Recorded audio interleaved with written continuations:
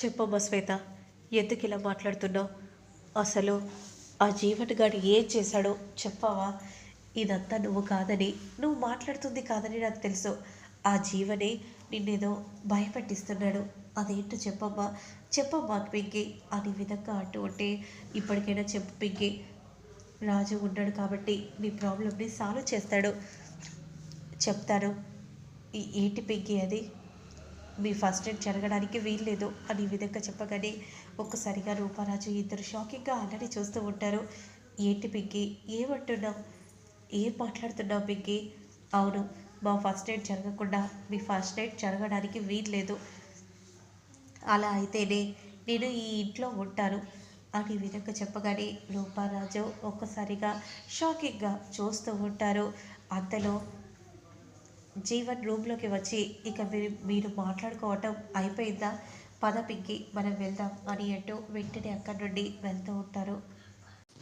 ఇక రూమ్ నుండి పింకి బయటికి రాగానే, నేను మాట్లాడాను, నేను ఎక్కడికి వెళ్ళడం లేదు అని అనగానే సుమచంద్ర చాలా సంతోషంగా చూస్తూ ఉంటే, కానీ ఒక కండిషన్, నాతో పాటు ఆయన కూడా ఇక్కడే ఉంటాడు అని విధంగా చెప్పగానే షాకింగ్గా అలానే చూస్తూ ఉంటారు. సరేలే అప్ప, రాజు రూప మీరు లోపలికి వెళ్ళండి అని అనగానే, తమ్ముడు ముహూర్తం దాటిపోయింది, దుర్ముహూర్తం వచ్చేసింది, ఈ టైంలో వాళ్ళు కలవటం మంచిది కాదు తమ్ముడు.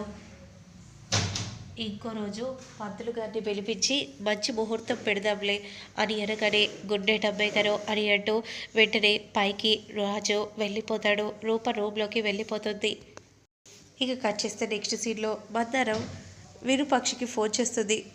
నేనే ఫోన్ చేద్దామని అనుకున్నాను మందారం, అంతలోనే నువ్వే ఫోన్ చేసావు.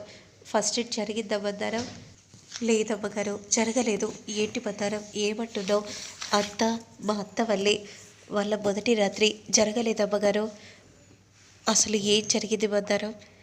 ఆ శ్వేత ఇంటికి వచ్చిందమ్మగారు.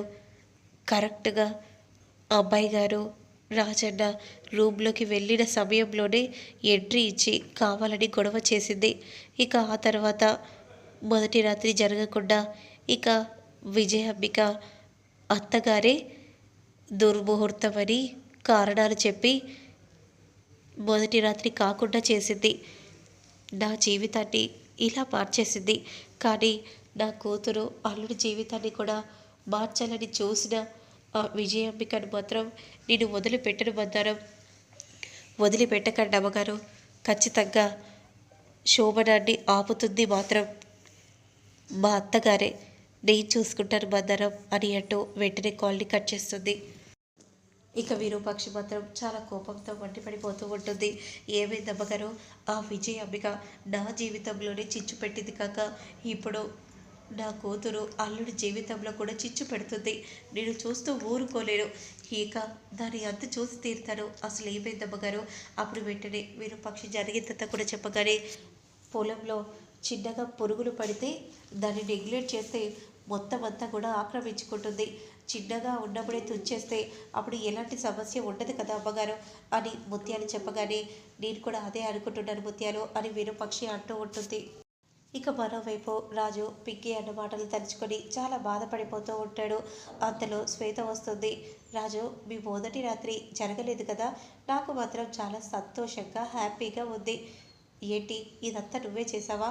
అవును, నీ మొదటి రాత్రి జరగకుండా ఉండాలని నేనే చేశాను, ఇందులో తప్పేముంది అని విధంగా అనగానే రాజు కోపంగా మండిపడిపోతూ చూస్తూ ఉంటాడు. ఇక మరోవైపు ఎలాగో అలా ఆ రూపరాజుల మొదటి రాత్రి జరగకుండా చేశాం. అవును మమ్మీ, కానీ ఎలాగో రూపకి ఫస్ట్ ఎయిడ్ జరగలేదని తెలిసింది కదా, కాబట్టి రూపని నేను తలుచుకోలేదు మమ్మీ అని దీపక్ అంటూ ఉంటాడు. సరేరా, అలాగే చేద్దాం, కానీ సీఎం పదవి నుండి మీ మామయ్య దిగితేనే ఇదంతా నీకు సాధ్యమవుతుంది. అవును మమ్మీ, కానీ ఆ రూప ఆ రాజుల మొదటి రాత్రి మాత్రం మనం ఎట్టి పరిస్థితుల్లో జరగకుండా చూడాలి. అది ఎప్పటికీ జరగదంతా మీరు అనుకున్నట్టుగా. మా మొదటి రాత్రి జరగలేదని మీరు అనుకుంటున్నారు, కానీ మాకు జరిగింది.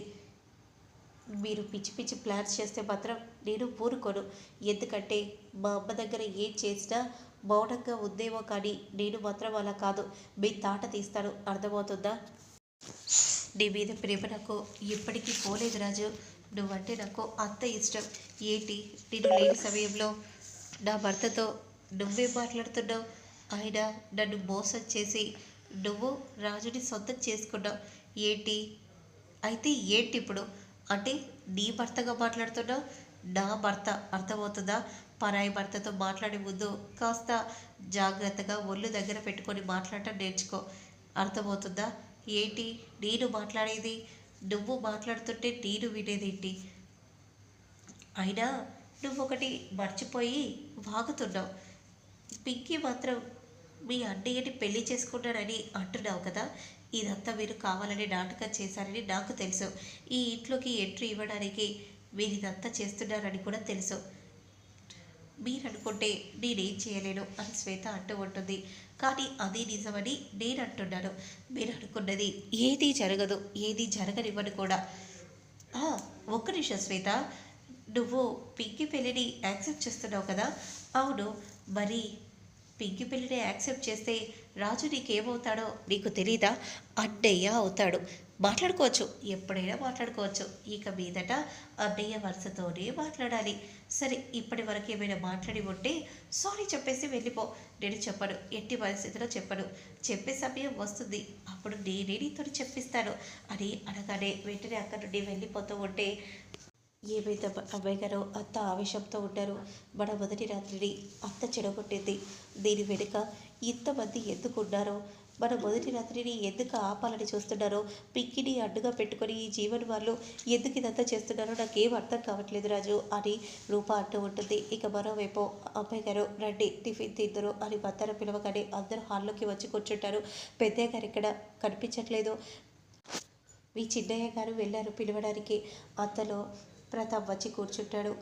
ఇక అప్పుడు ఇద్దరు కూడా అలా అరటిపండు తింటూ ఉండగా విజయాపిక కూడా దీపక్తో మాట్లాడుకుంటూ వస్తూ ఉంటే కావాలని అదే అరటి దుక్కను తీసి అక్కడ పడేస్తుంది. అంతలో విజయాపిక చూసుకోకుండా దానిపై కాలు వేసి అడ్డం పడుతుంది. ఇక క్రింద పడగానే వాపో వాయో అని మొత్తుకుంటూ ఉంటుంది. మమ్మీ ఏమైంది మమ్మీ, నువ్వు ఉండరా, నాకు చాలా నొప్పిగా ఉంది అని అంటూ విజయాపిక బాగా అరుస్తూ ఉంటుంది.